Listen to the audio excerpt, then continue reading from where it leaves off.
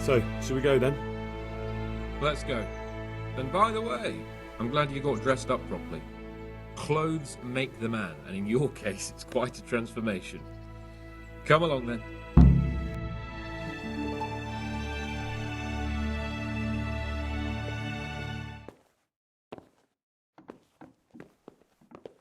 Well, my ward and his, what shall we say, chaperone. Uncle.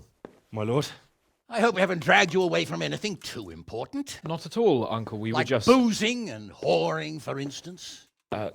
Uncle, I can... Perhaps you were busy, causing mayhem in the middle of the night and beating up my subjects. No, it wasn't... Henry and I were just... Henry's as big a fool as you are. But he's not my ward, thank Christ. What the hell do the pair of you think you're doing? There are people in this fiefdom who work from dawn to dusk to put food on their tables, and on yours, may I remind you. And then they look at you, Hans, their lord and master, and see a drunken layabout. That fellow you beat up last night was a guard, a new guard on the town watch. And he couldn't report for duty this morning because of his injuries. I had the bailiff here complaining, and could I tell him what I really think about this whole sorry affair? Of course not. That would demean me. And you too. So I had to sit gaping like a stuffed owl and listen to his grievances. Maybe you think because you're the lord here you can get away with anything. But you're sadly mistaken, you blockhead. A lord remains a lord only as long as he commands the loyalty of his subjects.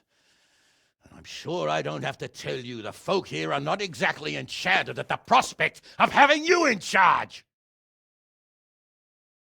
That was the last straw, Capon. One more of your escapades and I'll send you to your mother in Polnar.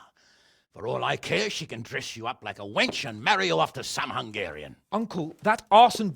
Archibald tried to murder me. What was I to do? Oh, don't exaggerate. Well, I'm hardly surprised after you molested his girl and humiliated him. I was only... Oh, don't whine, for heaven's sorry. sake. It's about time you started taking some responsibility. I have a job for you. Maybe that will keep you out of mischief. Sir Milota of Oleshna has turned up here.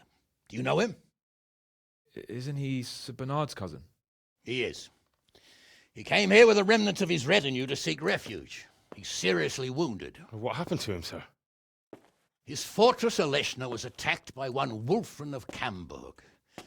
Milota pursued him almost as far as Neuhof and engaged with him. Unfortunately, the skirmish didn't end well for Milota. Wulflin of Camburg. That name is familiar. He's kin to the Oleshna lords, too. A cousin of Bernard's and Milota's. Their family affairs are a little complicated. None of my business, of course. I just wish they'd found somewhere else to thrash out their differences. What do you want us to do, sir? Go and see Bernard in the courtyard. He got a report that Wulflin pillaged some other farms around Neuhof, and he's putting a squad together to ride against him. Mind your step, though. It's a family affair, after all. Maybe more to it than meets the eye. The important thing is to get that damn scavenger out of the domain. If possible, without bloodshed. I can't afford to lose any men over this business. Have I made myself clear? Yes, sir. Very well, Uncle. Get to work, then.